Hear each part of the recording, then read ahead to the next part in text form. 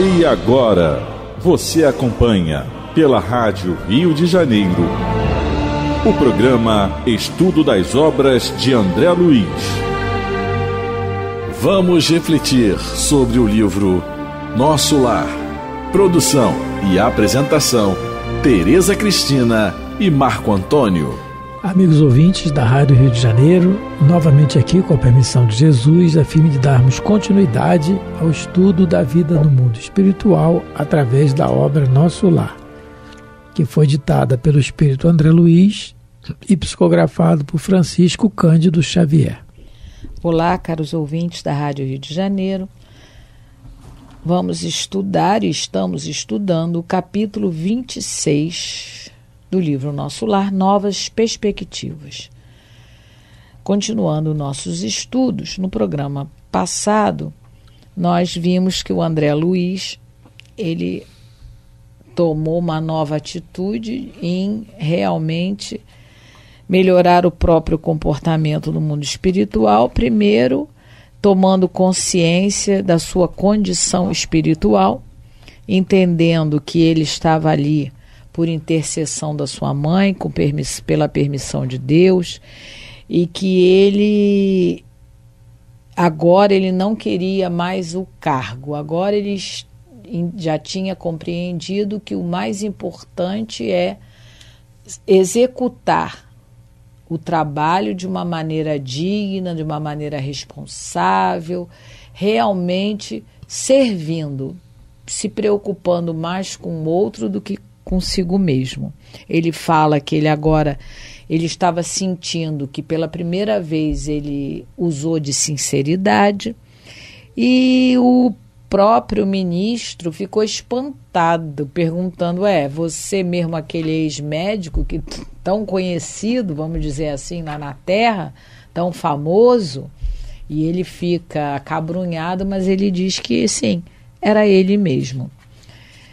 A gente viu que o ministro elogia esse novo propósito de vida que ele está tendo. Ele está aberto a novos conceitos, aberto a mudanças. Ele está disposto realmente a servir. E o ministro diz para ele que vai orar a Deus para que ele se conserve assim, nessa nova mudança de pensamento, nessa nova mudança de atitude perante a vida. E a gente até comentou que os bons espíritos, eles a todo custo tentam levantar o nosso ânimo, nos dando esperança, coragem, pensamentos nesse sentido. E que os espíritos inferiores usam o inverso dessa tarefa. Eles procuram nos insuflar pensamento de desânimo, de tristeza, de nada valia, para que a gente desista da nossa tarefa enquanto mudança de próprio comportamento.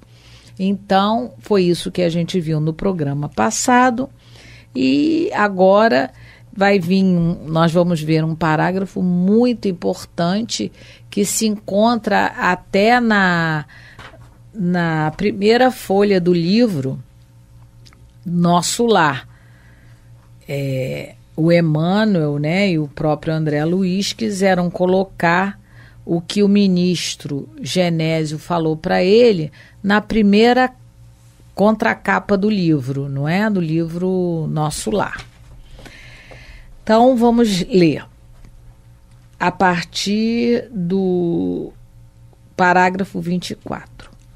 E como que preocupado em levantar-me o ânimo, acender-me no espírito novas esperanças, ele acentuou, o ministro. Quando o discípulo está preparado, o pai envia o instrutor. O mesmo se dá relativamente ao trabalho.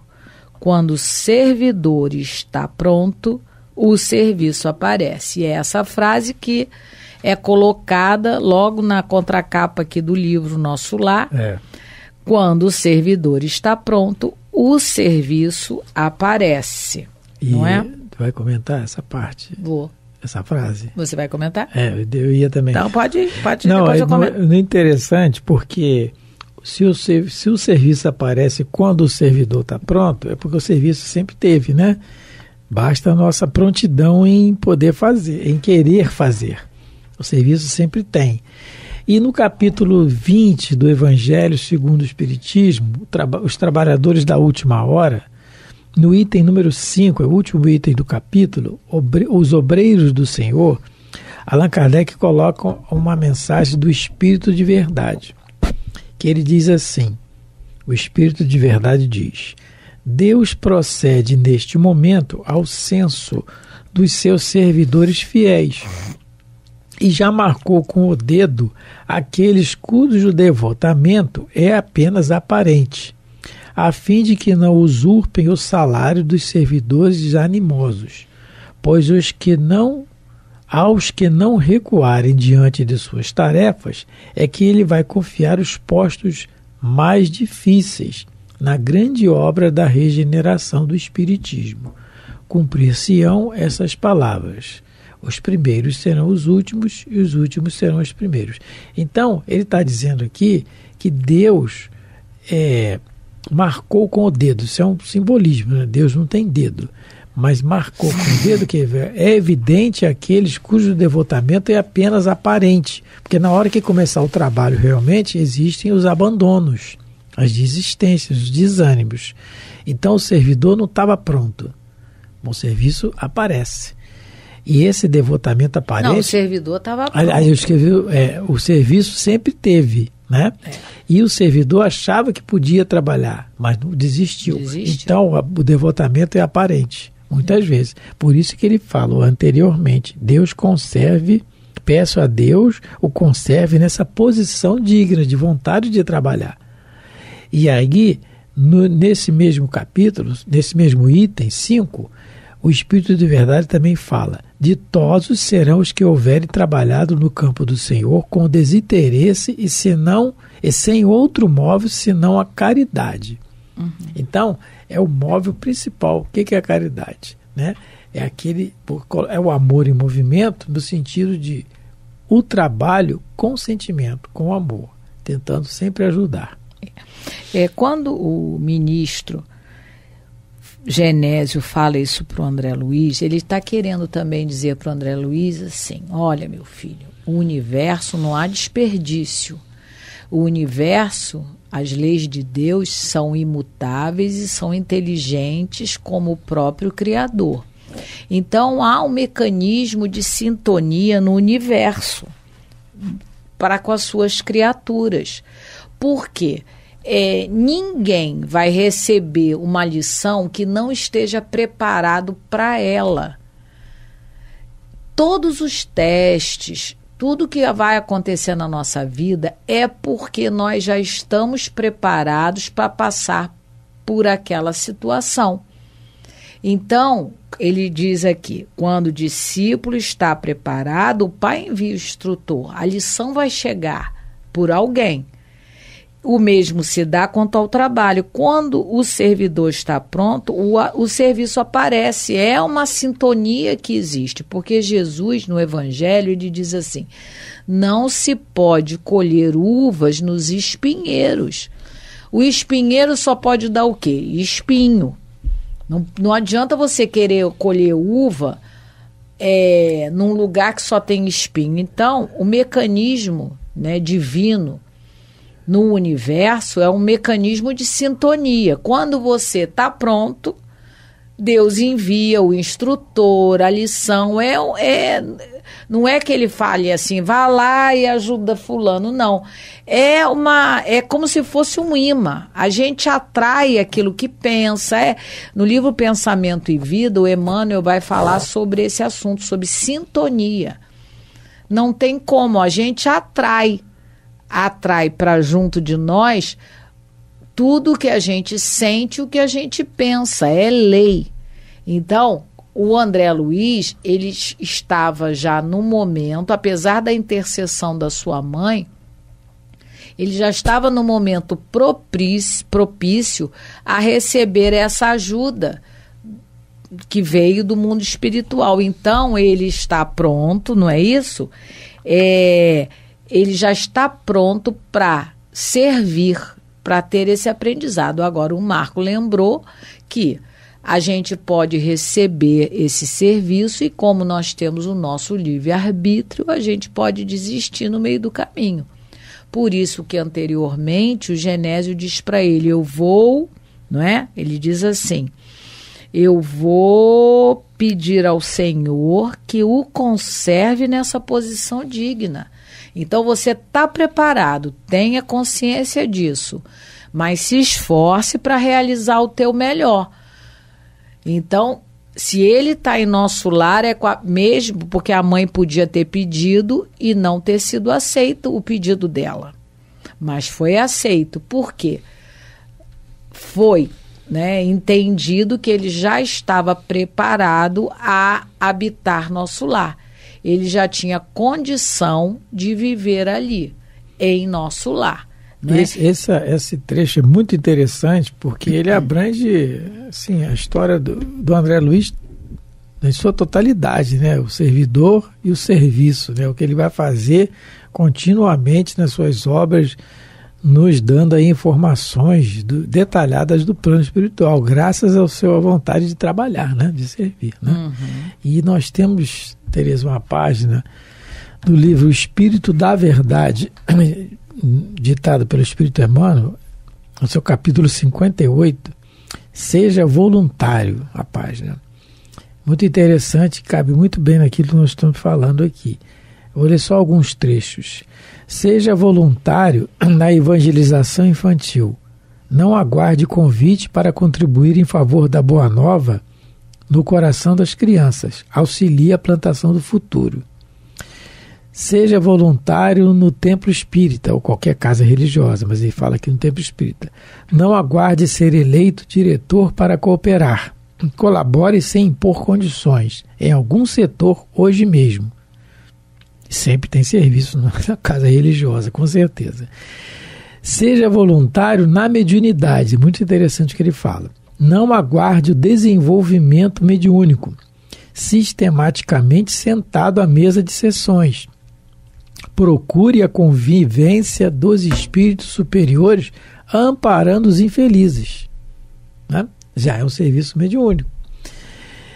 Seja voluntário na propaganda libertadora. Não aguarde riqueza para divulgar os princípios da fé. Dissemine desde já livros e publicações doutrinárias. Então ele vem dizendo para nós sermos voluntários nos setores, não esperarmos o convite, seja espontaneidade nossa. Ele termina, sim, meu amigo, não se sinta realizado, cultive espontaneamente nas tarefas do bem. A sementeira é grande e os trabalhadores são poucos, né? Que é o dizer de Jesus, a sementeira é grande e os trabalhadores são poucos. Rogai, pois, ao Senhor da seara que envie obreiros à sua seara. Então, ele continua, vivemos nos tempos da renovação fundamental. Há mobilização para todos, cada qual pode servir de seu modo. Aliste-se enquanto você se encontra válido. Assuma a iniciativa própria, que não é o Emmanuel que está falando, eu errei, desculpa, é Caibar Schutel. Eu gostei dessa, aliste-se enquanto você se encontra válido, assuma a iniciativa própria, apresente-se em alguma frente de atividade renovadora e sirva sem descansar. Quase sempre, espírita sem serviço é alma a caminho de tenebrosos labirintos do umbral. Seja voluntário na seara de Jesus, nosso Mestre e Senhor. Então ele dá aqui, o conselho, né, as indicações e diz o perigo que a gente corre, né, se não fizermos isso. Então é uma necessidade nossa sempre. Então, continuando, o ministro Genésio vai continuar parabenizando-no, né? O meu amigo tem recebido enormes recursos da providência. Está bem disposto à colaboração, compreende a responsabilidade e aceita o dever, porque isso é o mais importante. Porque ele ele está querendo se melhorar. O ministro tá vendo a sinceridade do propósito dele. Ele está querendo se melhorar, porque enquanto a gente realmente não desejar algo e correr atrás de algo, a gente não sai do lugar. Ninguém vai poder fazer isso por nós. Tudo na nossa vida a gente tem que querer, a gente tem que buscar, porque é o primeiro esforço que precisa ser feito. Por mais que as pessoas colaborem conosco, sejam sirineus na nossa vida, intercedam por nós, não é? Ninguém pode desejar pela gente, querer verdadeiramente. É o primeiro passo que a gente tem que dar. Então, o ministro está dizendo para ele que ele realmente foi ajudado e ele já está compreendendo que ele tem muita responsabilidade por conta disso, não é? E que ele está aceitando essa obrigação. E aí ele continua. Tal atitude é sumamente favorável à concretização dos seus desejos. Que é o que ele deseja. Ver a esposa de novo. O desejo central dele. Central dele é esse. A gente até é muito interessante que no livro Pensamento e Vida, no capítulo 2, o Emmanuel vai falar sobre a vontade, não é? E ele vai dizer assim, que a nossa mente é um espelho vivo da consciência lúcida. E é como se ela fosse um grande escritório.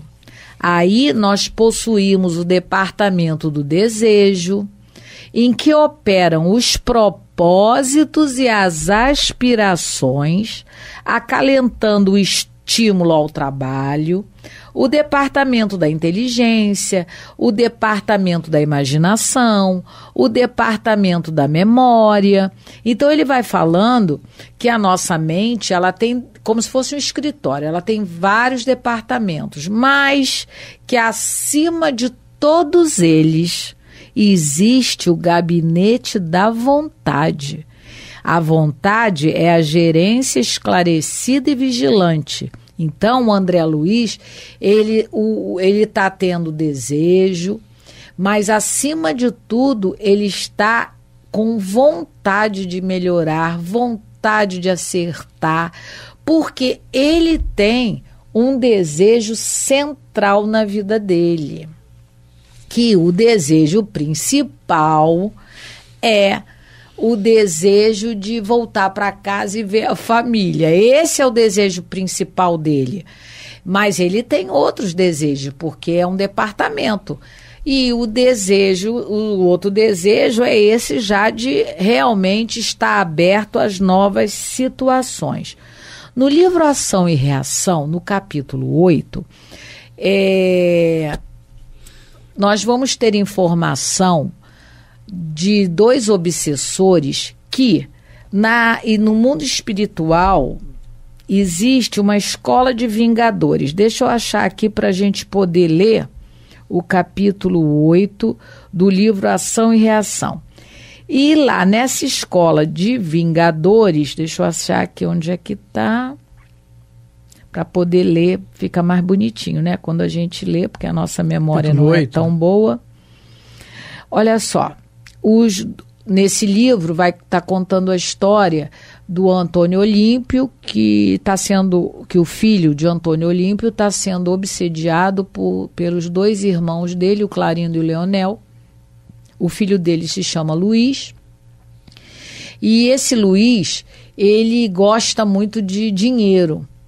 E ele está sendo, o Leonel e o Clarindo colocaram 11 onzenários, se eu não me engano, um grupo de espíritos que está perturbando ele nessa questão do dinheiro. E aí ele diz assim, aprendemos nas escolas de vingadores que todos possuímos, além dos desejos imediatistas comuns, em qualquer fase da vida, um desejo central ou tema básico dos interesses mais íntimos. Por isso, além dos pensamentos vulgares que nos aprisionam a experiência rotineira, emitimos com mais frequência os pensamentos que nascem do desejo central, que nos caracteriza. Pensamentos esses que passam a constituir o reflexo dominante de nossa personalidade. Então, o que eles aprenderam nessa escola de vingadores? Que você tem que conhecer o desejo central de uma pessoa para poder perturbar ela ali, para poder influenciar ela ali, naquele problema dela. Então, e ele vai colocar assim que a crueldade é o reflexo do criminoso e que a cobiça o reflexo do usurário. E nesse caso em pauta no livro, o Luiz, ele é usurário. E então ele vai ser estimulado na sua cobiça a só pensar nisso, só pensar nisso. Então, para a gente tomar cuidado com o que a gente deseja, porque esse nosso desejo principal na vida é o reflexo de nós mesmos. O ministro Genésio está percebendo que o André Luiz ele está realmente com desejo de melhorar o próprio comportamento. Isso é muito louvável. E ele vai rogar a Deus que esse desejo não se esmoreça, que ele continue desejando melhorar os seus pensamentos, a sua conduta, né? Antes dele chegar no ministro Clarence, assim que ele saiu, que ele chegou na colônia, ele já manifestou a diferença, você via a transformação dele. Quando ele vai na entrevista com Clarence, que ele vê o que aconteceu com aquela senhora, que não conseguiu o que queria porque não tinha trabalho, ele começou a raciocinar. Através do raciocínio é que ele começa a ter o desejo do trabalho, da melhora íntima. O trabalho traz o trabalho no bem, o trabalho com amor, ele traz a melhora íntima, é automático. É claro que o desejo central é ver a esposa, como a Teresa está colocando, mas ele já reconheceu que ele só vai conseguir ter uma tranquilidade de paz, de consciência, e não voltar para aquela situação de umbral, se ele trabalhar internamente. E o trabalho interno requer o trabalho do auxílio aos outros. Esse é o raciocínio dele. É o progresso intelectual, o raciocínio que impulsiona a moral, como está na pergunta 780 do Livro dos Espíritos. 780. O progresso moral, ele advém do raciocínio, do progresso intelectual, que é o que o André Luiz está fazendo. Então, o esforço dele em trabalhar, ir para a Câmara, voluntariar, como ele está falando com o ministro Genésio, eu vou aqui no Ministério da Retificação, nas câmaras de retificação, eu quero ser voluntário, eu quero trabalho. Ele está vendo que isso só vai trazer melhoras para ele. Ele está raciocinando em cima disso e está vendo. Ele não é o espírito superior, o André Luiz não é. Ele é um trabalhador real, ele já vai se tornar um servidor, um espírito que realmente quer servir, quer trabalhar no sentido de ajudar, de servir. E automaticamente ele vai se engrandecer a si mesmo, porque ele já está reconhecendo isso. Ele já está vendo nele a melhora e sendo reconhecido pelos outros. E isso é um detalhe muito importante, né, Teresa? Que eles nos ensinam. O elogio no sentido assim, o estímulo, não o elogio que vai e desce, mas o estímulo. Deus o louve, Deus o conserve assim, você está certo, é isso mesmo. Não é? Botar a pessoa para cima, em cima do esforço dela, em cima do esforço que ela está fazendo, que é o que nós temos que fazer no nosso convívio, e não colocar gelo naquilo que a pessoa está assim, isso não vai adiantar nada, você não vai conseguir. Não, é o oposto disso. É enaltecer, incentivar, não é? E isso está nos 10 mandamentos, é não matar. Muitas vezes matamos a alegria do outro. Não, isso aí não é nada, você não vai conseguir isso não, é muito difícil, que é isso, para com isso. Né? Muitas vezes a gente desanima, antes da pessoa até tentar. Mas o programa está chegando ao final e vamos conversar mais um pouco sobre essa questão do desejo, que é muito importante na nossa vida, no próximo programa. Então, queremos agradecer a todos pela companhia, pela paciência. Que Deus continue nos abençoando a todos vocês. Muita paz. Muito obrigado a todos pelo carinho e pela atenção de nos ouvir. Fiquem com Deus. A Rádio Rio de Janeiro apresentou o programa Estudo das Obras de André Luiz. Produção e apresentação, Tereza Cristina e Marco Antônio.